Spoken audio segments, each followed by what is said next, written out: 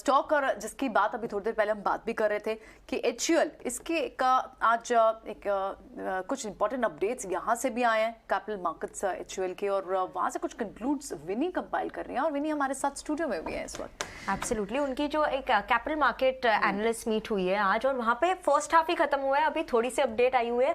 तो एचयूएल ने कहा है कि वो उनकी जो मार्केट शेयर है वहाँ पे उनकी गेन हो रही है, वो अभी भी 75% ऑफ देयर पोर्टफोलियो में टॉप पे अभी भी है, और अभी भी वहाँ पे उनकी जो टॉप लेवल है वो उन्होंने मेंटेन की हुई है पोजीशन।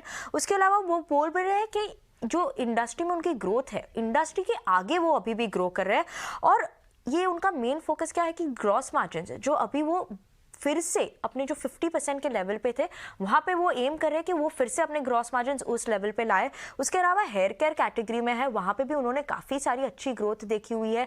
लास्ट 3 सालों में उन्होंने ऑलमोस्ट 400 बेसिस पॉइंट की मार्केट शेयर गेन भी की हुई है उनके हेयर केयर सेगमेंट में।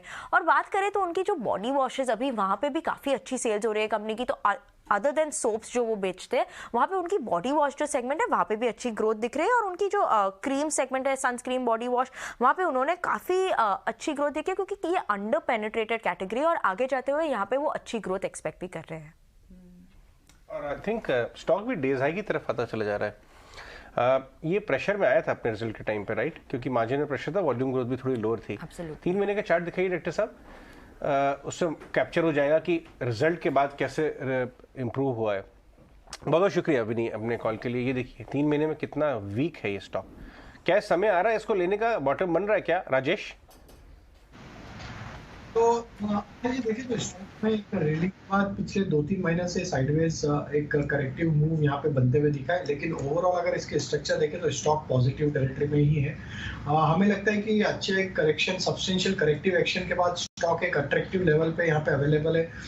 मंथली सेटअप के हिसाब से हमें लगता है 2400 2450 एक अच्छा सपोर्ट एरिया उसके आसपास ही है। तो risk to reward point of view से हमें लगता है कि यहाँ पे बिल्कुल बाय करना चाहिए जो थोड़ा सा पोजिशनल नजरिया रखते हैं। स्टॉक में जरूर रिकवरी में थोड़ा टाइम लगेगा, स्लो मूवर स्टॉक है, बट हमें लगता है कि एक अच्छे प्राइस पॉइंट पे ये स्टॉक अवेलेबल है। तो 2430 हमारा स्टॉप लॉस होगा एचयूएल को बाय करने के लिए, और अपसाइड में जो पहला हर्डल हमें यहाँ पे लगता है कि आते हुए दिख सकता है वो करीब होगा 2600-2620 की रेंज में।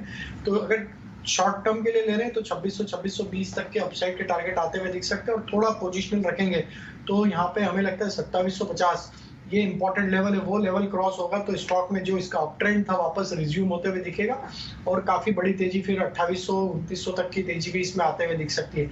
तो अभी एक अपॉर्चुनिटी मिल रही है करेक्टिव मार्केट में क्वालिटी स्टॉक को बाय करने की। कुछ ट्रिगर्स के चलते जरूर करेक्शन आया, लेकिन हमें लगता है कि बाय करना चाहिए 2430 के स्टॉप लॉस से।